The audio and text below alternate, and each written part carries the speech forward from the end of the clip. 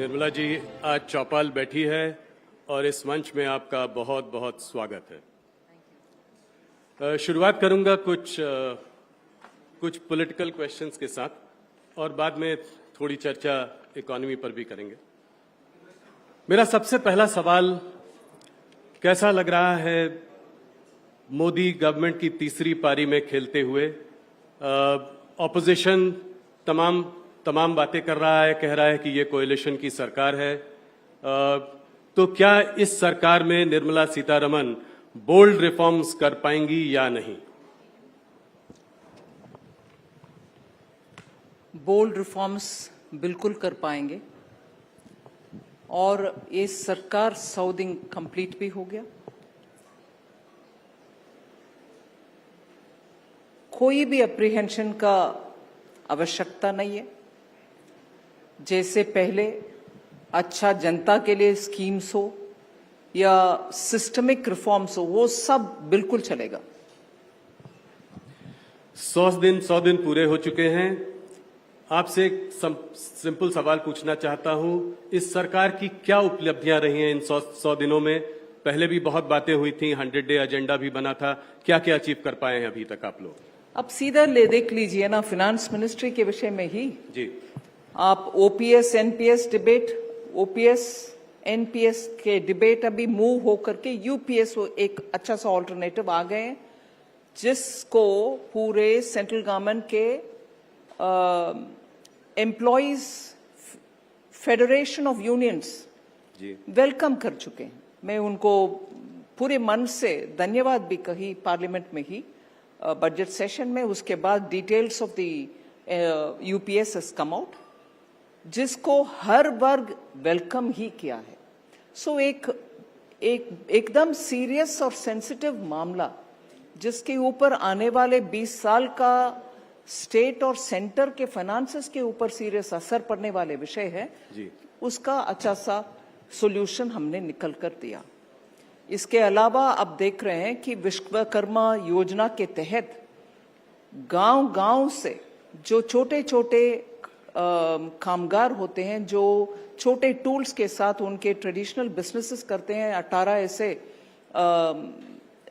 Trades को उसमें list किया गया है। उन सबको चुन करके 2.2 करोड़ का एनरोलमेंट हुआ है जी। और प्रधानमंत्री जी पहला हिस्से में जितने भी लोग को देना है वो स्कीम का शुरुआत, जिसमें ट्रेनिंग भी होगा, पूरे किट भी देंगे। वो ट्रेनिंग के समय हर दिन 500 रुपया भी उनको दे रहे हैं। ऐसे अंत्योदय के दृष्टि से जो हमारे पिछले 10 साल में एक्टिवली स्कीम्स आया था, वो भी चल रही है विश्वकर्मा की योजना से। और बजट में मानती हूं वो 5 ऐसे ट्रेनिंग और एम्प्लॉयमेंट के लिए स्कीम्स हमने ले आए, जिससे 1 करोड़ लोगों को ट्रेनिंग और इंटर्नशिप के द्वारा जॉब अपॉर्चुनिटीज भी मिलने वाले हैं 5 साल के अंदर। उसको हम रोल आउट कर रहे हैं। और इसके साथ साथ आप देख रहे हैं एमएसएमई के लिए, माइक्रो स्मॉल मीडियम एंटरप्राइजेस के लिए, लघु उद्योग के लिए हमने 8 ऐसे स्कीम नहीं बोलूंगी, रिफॉर्मेटरी स्टेप्स ले आए, जिसके वजह से उनको बैंक से अच्छा बिना कोलैटरल लोन मिलने का हमने फंड भी क्रिएट किया। और अब तक हमारे देश में एमएसएमई का मेन प्रॉब्लम यही था कि वर्किंग कैपिटल तो मिल रही है बैंक से, मगर हमें बड़े इंडस्ट्री जैसे टर्म लोन नहीं मिलता है, जिससे हम प्लांट एंड मशीनरी का भी इन्वेस्टमेंट बैंक से ले पाएंगे जी। उसको भी हमने बिना कोलैटरल आज टर्म लोन देने के लिए व्यवस्था बन चुके हैं, जो बजट स्पीच के दौरान भी आए जी। ऐसे बिजनेस आगे बढ़ाने के लिए, लिक्विडिटी हर एक को मिलने के लिए, उनका रिटेल लोन हो, पर्सनल लोन हो या ऐसे बिजनेसेस का लोन हो, उन सब का सुविधा भी हमने घोषणा की। क्या इस तीसरे कार्यकाल में, क्योंकि आपकी कोएलिशन सरकार है, क्या आपके ऊपर कुछ दबाव है? इस बार बजट बनाते वक्त निर्मला सीतारमन क्या सोच रही थी? आपने बिहार के लिए और क्या कहते हैं आंध्र प्रदेश के लिए सॉब्स भी दिए हैं, आपने फार्मर शॉप के बारे में बहुत सारी बातें की हैं, तो क्या पहले से कुछ फर्क हुआ है, कुछ बदलाव आया है कि इस तरह का भी एक रोल बैक सरकार का भी आप लोगों के लिए कहा जाता है कि आप लोग कुछ करते हैं फिर रोल बैक कर देते हैं, तो किसी तरह का कोई दबाव है क्या? मैं ये समझना चाह रहा था। मुझे नैरेटिव सेट करने वाले और उसके आगे बढ़ाने वाले, उसमें एक आध मीडिया के लोग भी हैं, मैं छोड़ूंगी नहीं उस बात को। मीडिया के द्वारा आगे बढ़ाने के लिए ऐसे एजेंडा सेट करने वाले तो पूरे उनके परफॉर्मेंस हाई लेवल पर है। नैरेटिव सेट करो, फिर सरकार उसको एक्सप्लेनेशन करते जाएगी या डिफेंड करते जाएगी, ये तो चल रही है और बेबुनियाद बहुत सारे नैरेटिव आ रही है। इसमें ये एक यू टर्न का मामला भी हुई है।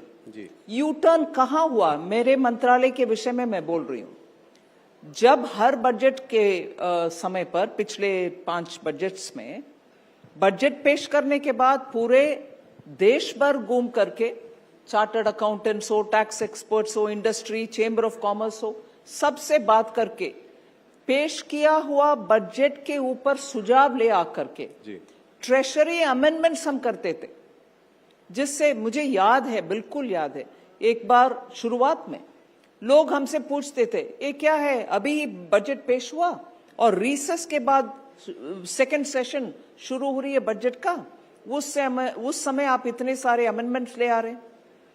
मैं डिफेंड भी किए, अमेंडमेंट्स इसीलिए ले आ रहे हैं, सुझाव जनता से जब आता है हम उसको अपनाते हुए उसको करेक्शन के रूप में ले आ रहे हैं।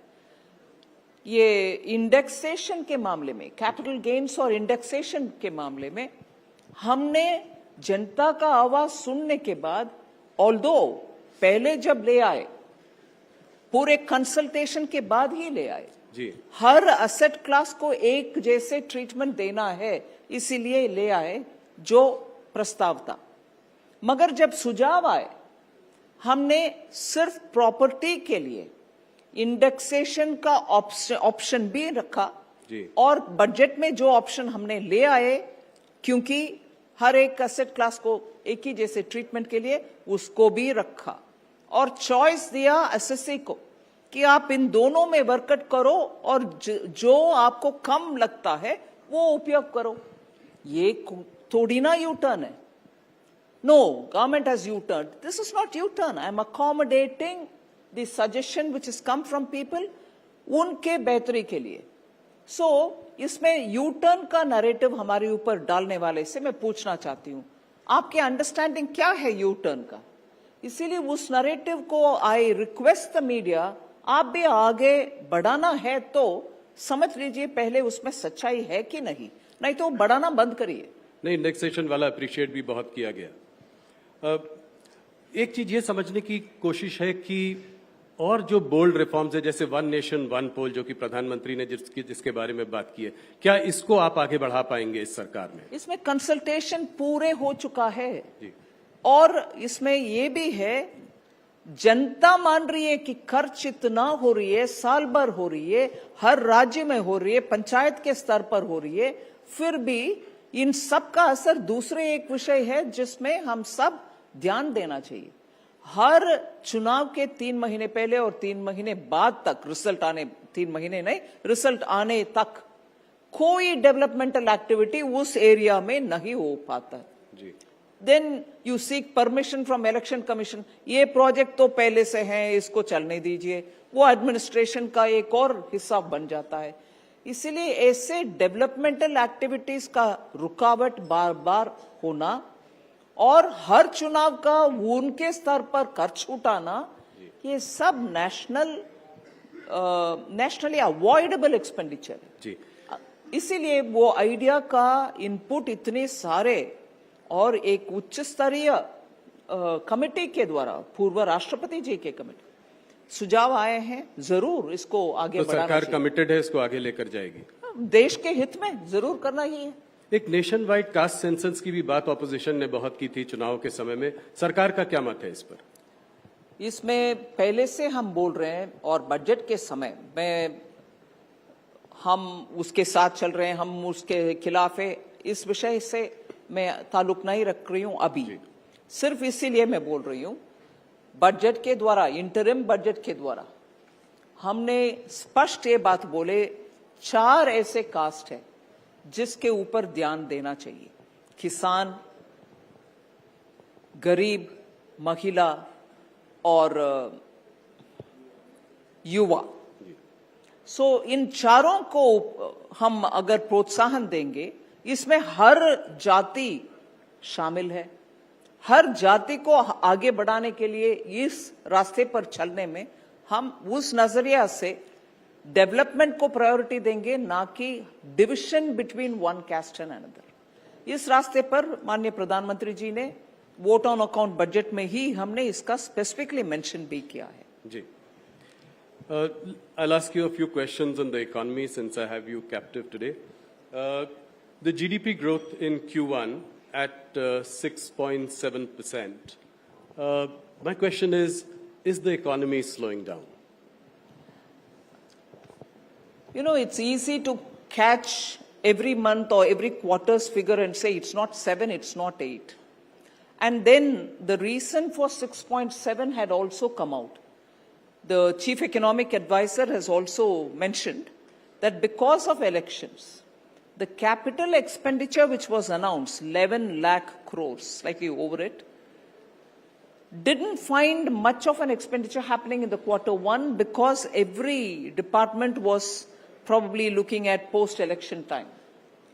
As a result, the large chunk of influence or impact which could have been had because of the public expenditure was muted.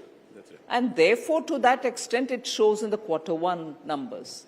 But subsequently, Q2 and we are in the third quarter, the expenditure will pick up and that will, I suppose, trigger the little slowing down that you suspect to move faster.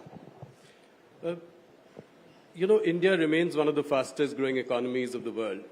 Given right now that, you know, there is some soft GDP growth and the inflation is also moderate, do you think there is a case for monetary easing? I'm asking for your view. Yes, my view being said here will become Finance Minister expects RBI to bring it down. I don't want to add to that. RBI is doing its full analysis and taking a call.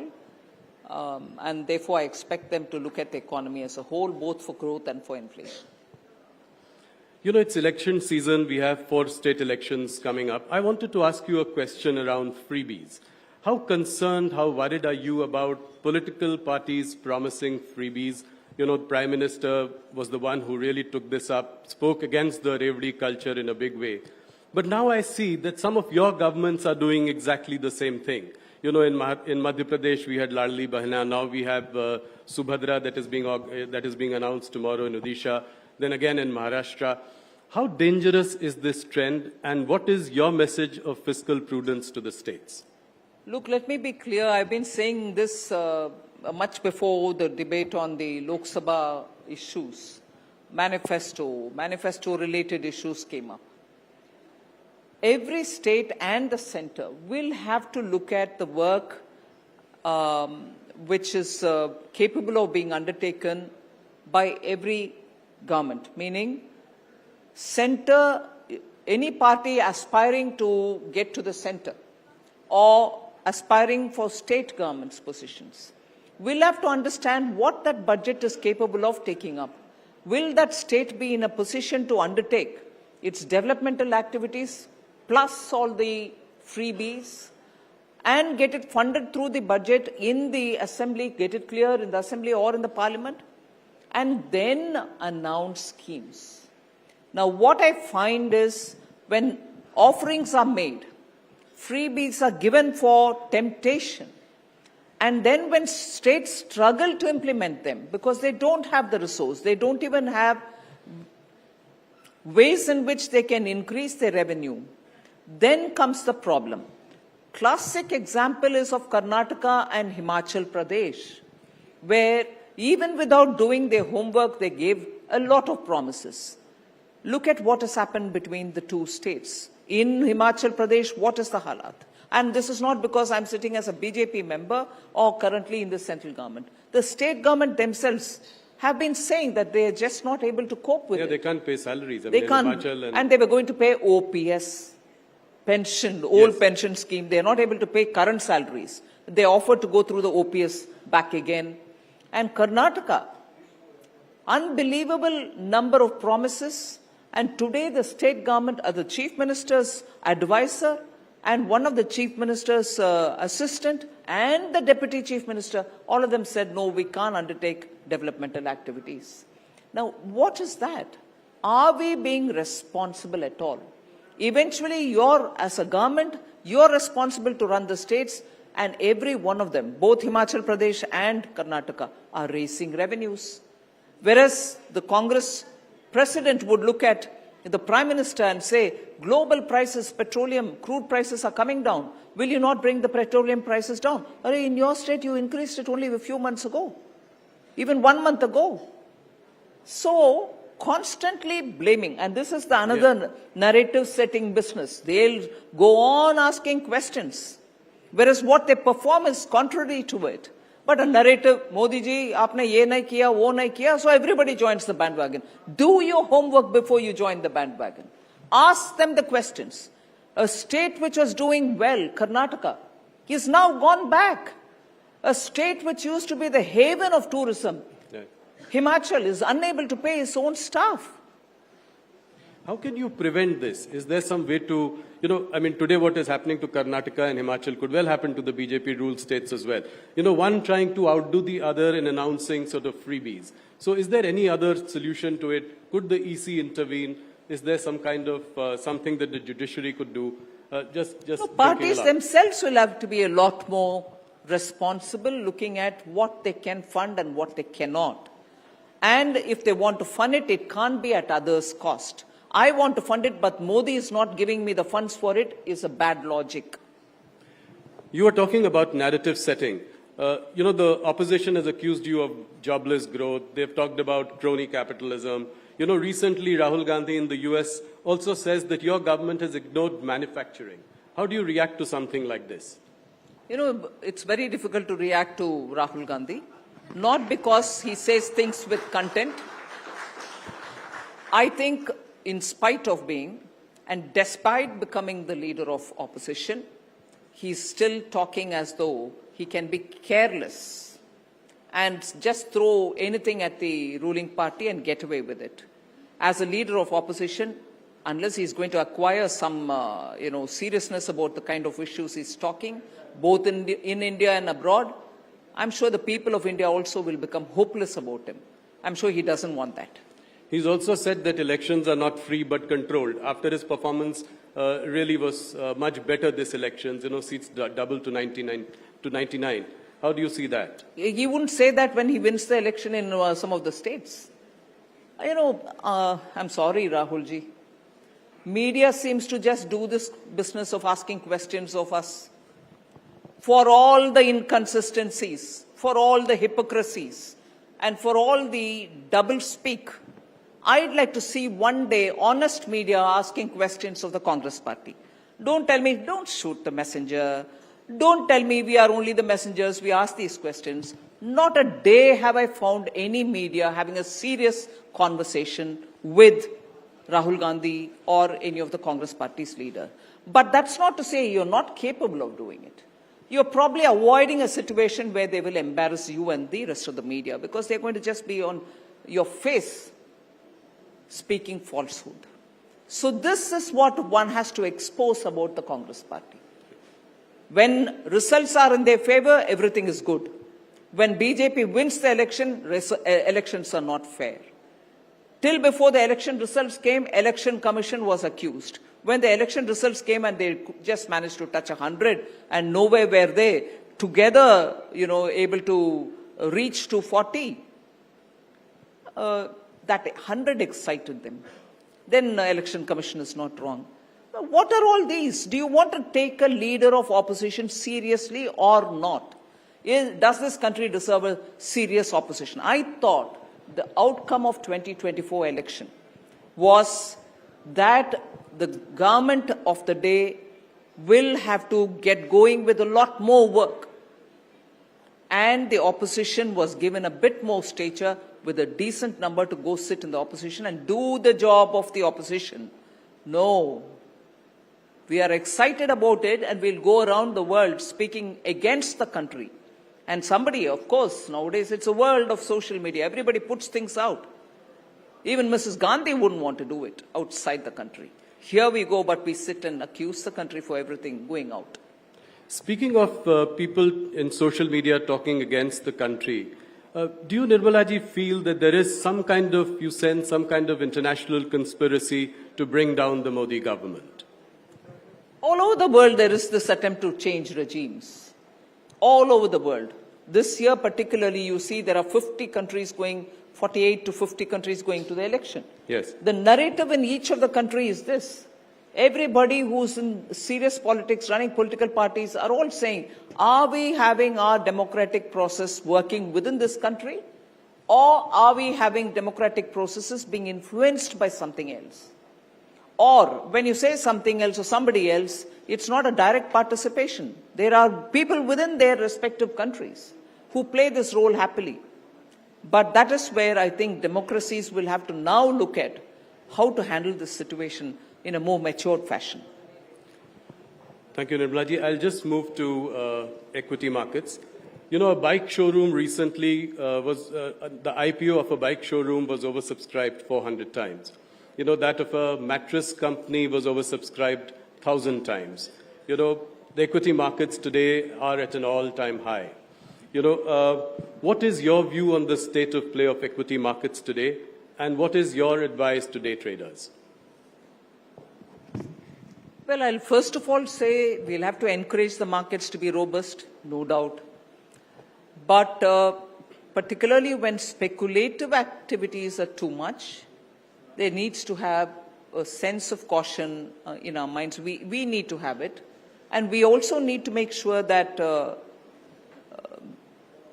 people with their savings don't go to engage in high fluctuating or high risk ventures. No harm in participating in F&O, or no harm in going and investing in the equity market. But eventually we need to be using financial information, authentic information, before we take a call.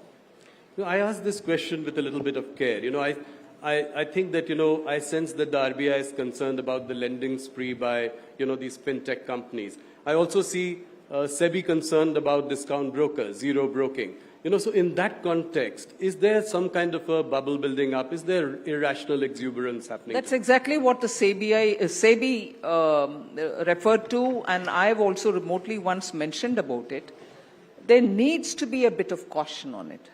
But that's not to suffocate the market. That's not to suffocate people who want to go and engage themselves there.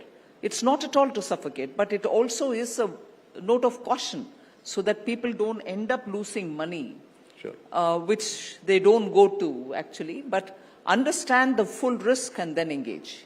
Okay. Finance Minister, Ms. Madhuri Puri Bhuj was one of the rare pedigreed professionals from the private sector who got drafted into the government, into this regulatory role as SEBI chairman.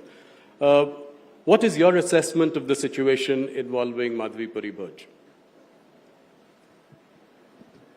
Well, I think quite a few of the allegations are being answered by her and by her husband, I think also. Yes. Both of them together are defending themselves and putting out facts to contradict those which are being alleged by the Congress party. So I think the facts will have to be taken on board. And are you satisfied with her answers? Well, I'm not here to judge that. Okay. A question that everyone wants an answer from you. Can income tax payers expect a lowering of income tax rates? You know, the middle class has been expecting this. Directionally, how do you see this going forward? When will the internal committee's report on the review of Income Tax Act be ready? Rahul, I want to take this opportunity to explain a few things. Sure. Since 2019, the attempt has been to simplify the direct taxation. The attempt has been to make sure that we make the whole process simpler And that is why, after much of a discussion, a new regime was brought in, wherein right from the beginning, the rates were kept low. And we gave the option to the assessees that if they want with exemption a regime, so that they think they've made long-term plans for, taking insurance cover or for the EMI, and therefore they need their exemptions, they could continue with the old scheme. The new scheme was without any exemptions. It was first without standard deduction, and later again, when we heard people's voices, we brought in the standard deduction as well. Now, during the vote on account, again, a lot of consultation, not widely as much as the whole, general budget time consultations happen. But July budget, we had again had a lot of discussions and brought the rates down for middle class. In fact, people with higher income brackets were pushed up towards the lower rates. Right. Not one rate was increased.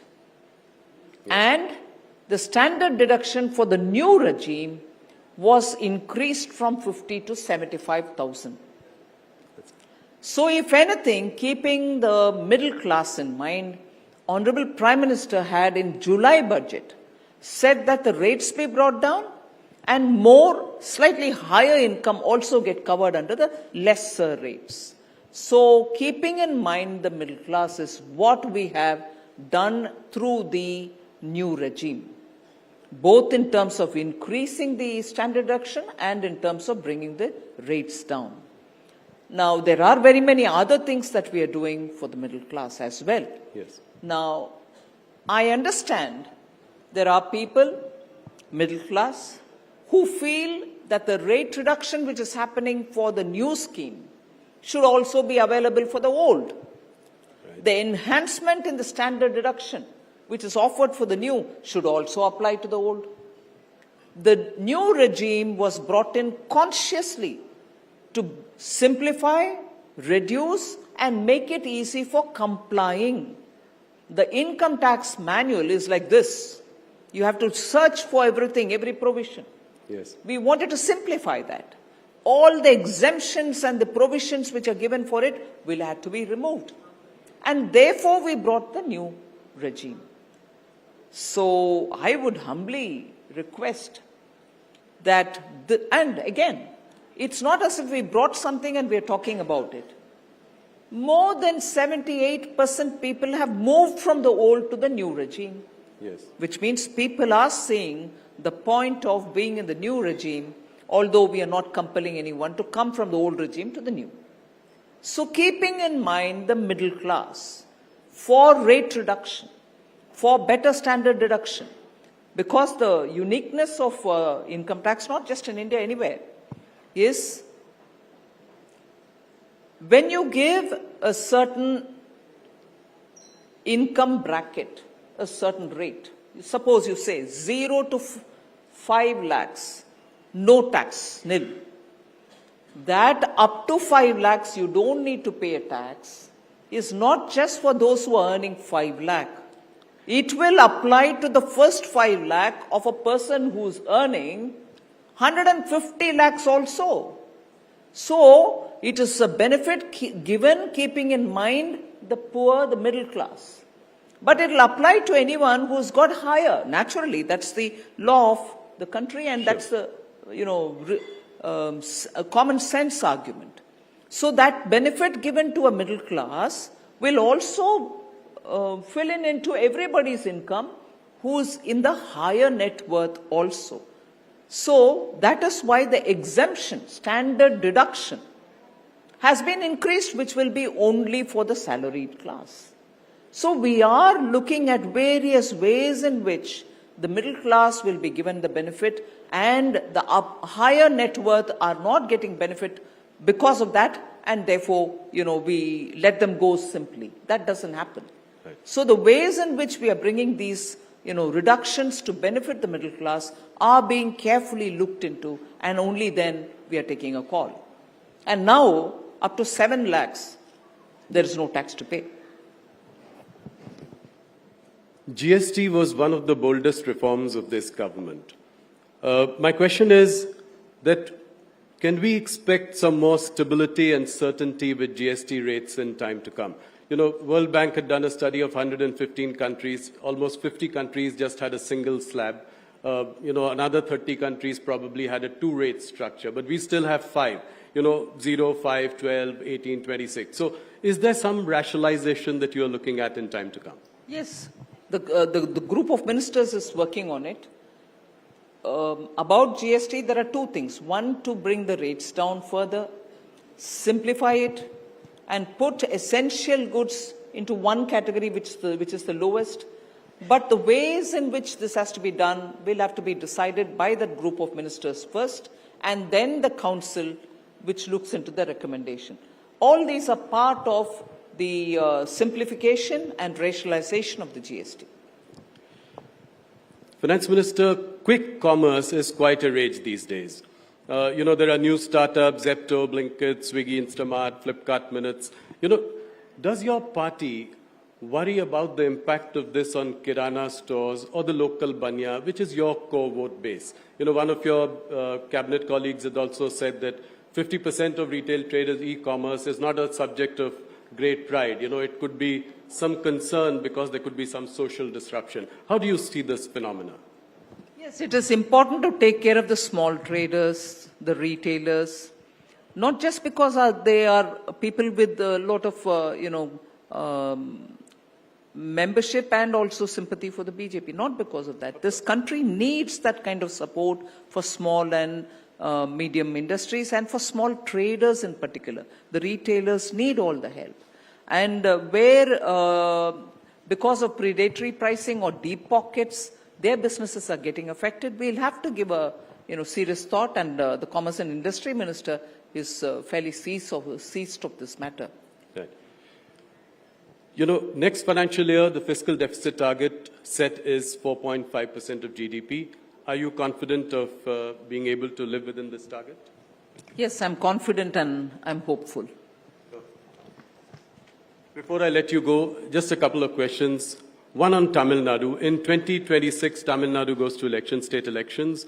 Would you look at some kind of an alliance with AIADMK, considering that this time your Lok Sabha elections, your performance was less than spectacular? Would there be a review of that?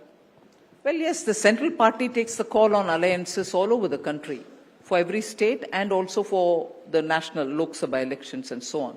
Even for the state election, it will be the central party which will take a call on what should be at all on the alliance matter. Okay. Do you think that the temples in Tamil Nadu should be freed from state control? Considering you have a state government which does not believe in the existence of God. Do you think that should be done? Yes. Wherever temples are with the government, it should ideally be left to the devotees and the devotees. It should be managed by well-wishers, devotees in the place, rather than be kept in the government's control. Finance Minister, thank you so much for joining us. You always are very gracious, give us a lot of time, answer all the questions. Thank you so much. Ladies and gentlemen, a big hand to Nirmala Sitharaman.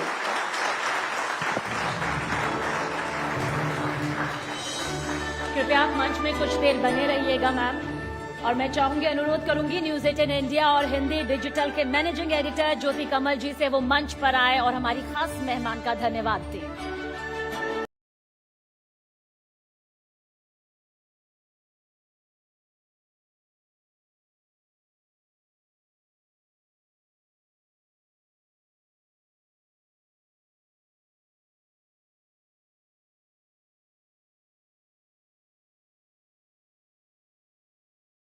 जी हाँ, वो हमारे अगले guest भी हैं और इस session के लिए बेसब्री से हम पंडाल में, हम अपने हॉल में देख पा रहे हैं कि बहुत इंतजार है।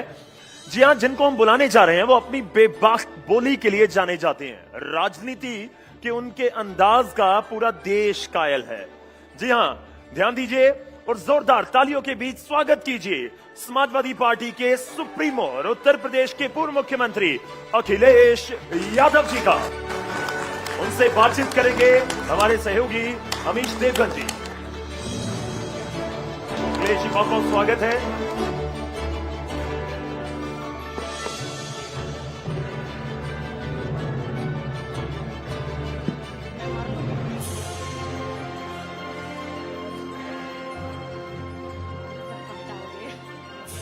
तो सभागार का माहौल बता रहा है कि इस सेशन का कितना इंतजार है सबको। जोरदार तालियां समाजवादी पार्टी के सुप्रीमो अखिलेश यादव जी के लिए। अखिलेश जी नमस्कार। बहुत नमस्कार और बहुत धन्यवाद आपका। जी, उत्तर प्रदेश की भाषा में कहते हैं इस लोकसभा चुनाव में तो आप लोगों ने गर्दा कर दिया। ऐसा गर्दा कि अगर बीजेपी का रथ मेजॉरिटी से पीछे रुका है, ये मैंने उस दिन भी बोला था और आज भी बोलता हूं, वो समाजवादी पार्टी ने रोका जब 37 सीटें जीती। क्या कहना चाहते हैं? मैं पीडीए परिवार का धन्यवाद देना चाहता हूं और समाजवादियों का पीडीए केवल नारा नहीं था, ये भावना से जुड़ा हुआ हमारा नारा बनकर के इस चुनाव में उभरा है। आपने तो मुलायम सिंह जी का भी रिकॉर्ड तोड़ा, क्योंकि सबसे ज्यादा सीटें 37 सीटें समाजवादी पार्टी ने और उसके सहयोगी कांग्रेस ने जीती। 2004 में सपा ने 35 सीटें जीती थी, 26% वोट मिला था, और 2024 में रिकॉर्ड 33% वोट मिला है। जो सीटें हम लोग जीते हैं इंडिया गठबंधन और पीडीए की रणनीति से, भारतीय जनता पार्टी के लोग बेईमानी न करते तो 50 सीटों से ऊपर ये गठबंधन सीटें जीत गया होता। अच्छा, अभी भी आपको बेईमानी दिख रही है? कई लोकसभा की सीटें ऐसी हैं और जिस तरह से प्रशासन ने व्यवहार किया था, प्रशासन अगर निष्पक्ष रहता और जितनी भी शिकायतें समाजवादी पार्टी ने की थी उस पर इलेक्शन कमीशन एक्शन करता तो आज 50 सीटें इंडिया गठबंधन की होती और 50 से ऊपर भी हो सकती थी। लेकिन 37 सीटें बाद के जीतने के बाद भी आपको लगता है कि प्रशासन उन्हीं की तरफ था? प्रशासन को ये नहीं पता था कि इंडिया गठबंधन और ये हम लोग मिलकर के इतनी सीटें जीत रहे हैं। जब उनको लगा तो जो व्यवहार उनका हो सकता है वो व्यवहार उन्होंने किया। और कोई मैं पहली बार नहीं ये बात बोल रहा हूं, रामपुर का चुनाव, बधाइयों का चुनाव, मेरे खुद का कन्नौज का चुनाव, मैंने अपनी आंखों से देखा कि किस तरीके से भारतीय जनता पार्टी के लोग बूथ पर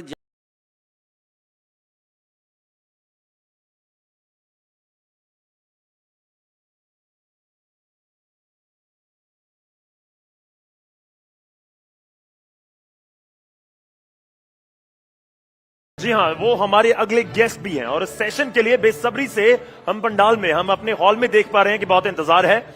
जी हाँ, जिनको हम बुलाने जा रहे हैं वो अपनी बेबाक बोली के लिए जाने जाते हैं। राजनीति के उनके अंदाज का पूरा देश कायल है। जी हाँ, ध्यान दीजिए और जोरदार तालियों के बीच स्वागत कीजिए समाजवादी पार्टी के सुप्रीमो और उत्तर प्रदेश के पूर्व मुख्यमंत्री अखिलेश यादव जी का। उनसे बातचीत करेंगे हमारे सहयोगी अमीश देवगन जी। अखिलेश जी, बहुत बहुत स्वागत है।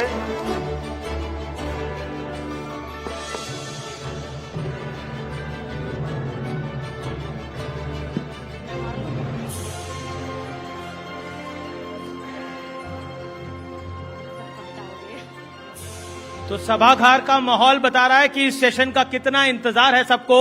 जोरदार तालियां समाजवादी पार्टी के सुप्रीमो अखिलेश यादव जी के लिए। अखिलेश जी नमस्कार। बहुत नमस्कार और बहुत धन्यवाद आपका। जी, उत्तर प्रदेश की भाषा में कहते हैं इस लोकसभा चुनाव में तो आप लोगों ने गर्दा कर दिया। ऐसा गर्दा कि अगर बीजेपी का रथ मेजॉरिटी से पीछे रुका है, ये मैंने उस दिन भी बोला था और आज भी बोलता हूं, वो समाजवादी पार्टी ने रोका जब 37 सीटें जीती। क्या कहना चाहते हैं? मैं पीडीए परिवार का धन्यवाद देना चाहता हूं और समाजवादियों का पीडीए केवल नारा नहीं था, ये भावना से जुड़ा हुआ हमारा नारा बनकर के इस चुनाव में उभरा है। आपने तो मुलायम सिंह जी का भी रिकॉर्ड तोड़ा, क्योंकि सबसे ज्यादा सीटें 37 सीटें समाजवादी पार्टी ने और उसके सहयोगी कांग्रेस ने जीती। 2004 में सपा ने 35 सीटें जीती थी, 26% वोट मिला था, और 2024 में रिकॉर्ड 33% वोट मिला है। जो सीटें हम लोग जीते हैं इंडिया गठबंधन और पीडीए की रणनीति से, भारतीय जनता पार्टी के लोग बेईमानी न करते तो 50 सीटों से ऊपर ये गठबंधन सीटें जीत गया होता। अच्छा, अभी भी आपको बेईमानी दिख रही है? कई लोकसभा की सीटें ऐसी हैं और जिस तरह से प्रशासन ने व्यवहार किया था, प्रशासन अगर निष्पक्ष रहता और जितनी भी शिकायतें समाजवादी पार्टी ने की थी उस पर इलेक्शन कमीशन एक्शन करता तो आज 50 सीटें इंडिया गठबंधन की होती और 50 से ऊपर भी हो सकती थी। लेकिन 37 सीटें बाद के जीतने के बाद भी आपको लगता है कि प्रशासन उन्हीं की तरफ था? प्रशासन को ये नहीं पता था कि इंडिया गठबंधन और ये हम लोग मिलकर के इतनी सीटें जीत रहे हैं। जब उनको लगा तो जो व्यवहार उनका हो सकता है वो व्यवहार उन्होंने किया। और कोई मैं पहली बार नहीं ये बात बोल रहा हूं, रामपुर का चुनाव, बधाइयों का चुनाव, मेरे खुद का कन्नौज का चुनाव, मैंने अपनी आंखों से देखा कि किस तरीके से भारतीय जनता पार्टी के लोग बूथ पर जा करके समाजवादी पार्टी के कार्यकर्ताओं को परेशान कर रहे थे और पूरा प्रशासन उनके साथ था। अच्छा, 36 सीटें एक तरफ, अयोध्या की सीट एक तरफ। अयोध्या की सीट आप लोग जीत गए और उसको आप और राहुल जी अपने बिल्कुल बगल में भी बिठाते हैं। क्या आप उस पर कहना चाहते हैं? और राम जी ने आपको आशीर्वाद तो दिया अयोध्या में, दर्शन के लिए कब जाएंगे? देखिए, अयोध्या फैजाबाद की सीट ये भारतीय जनता पार्टी की नाकामी रही जिसकी वजह से वो हारे हैं। और मैं बधाई देना चाहता हूं समाजवादी पार्टी के कार्यकर्ताओं का जिन्होंने लगातार जनता का साथ दिया और उसका परिणाम यह हुआ कि अयोध्या की जनता ने, अयोध्या में भी आशीर्वाद समाजवादियों को मिला। अयोध्या के किसान किसी भी डेवलपमेंट के खिलाफ नहीं है। अयोध्या में जो विकास हो रहा है उसके किसी खिलाफ नहीं है। और आप कल्पना करिए कि अयोध्या जैसी पावन धरती पर अगर जमीन को लेकर के भ्रष्टाचार हो रहा होगा तो सोचिए उत्तर प्रदेश में और जिलों में क्या हो रहा होगा। समय समय पे बताया गया कि किसान को मार्केट वैल्यू का उनका मुआवजा मिलना चाहिए, सरकार ने मुआवजा नहीं दिया। जो व्यापारी जिनकी दुकान सदियों से वहां पर थी, बाजार, उनकी दुकानें तोड़ दी गई बुलडोजर से, उनको क्यों नहीं मार्केट वैल्यू से उनको मुआवजा मिला? या अन्य लोग जो रह रहे थे। अब आप देखिए, हद तो यहां हो गई, जब से भारतीय जनता पार्टी अयोध्या हारी है, जो रेलवे की लाइन बन रही है उसका भी अलाइनमेंट चेंज कर दिया। पहले अलाइनमेंट ऐसी जगह से जा रहा था जहां पर बहुत ज्यादा किसी का नुकसान नहीं हो रहा था, लेकिन जैसे ही वो चुनाव हारे हैं दिल्ली से उन्होंने अलाइनमेंट बदलवा दिया और कहा वहां से लेकर के चलिए जहां पर आम जनता रह रही है। तो सोचिए, ये अब रेलवे लाइन तो जहां से जानी थी वहीं से जाएगी। नहीं, शिकायत इस बात की नहीं है जी, शिकायत ये कि जहां से पहले अलाइनमेंट था आपने अलाइनमेंट क्यों बदला? अच्छा, आपने ये सवाल का जवाब नहीं दिया, राम जी के दर्शन के लिए कब जा रहे हैं? मैंने पहले भी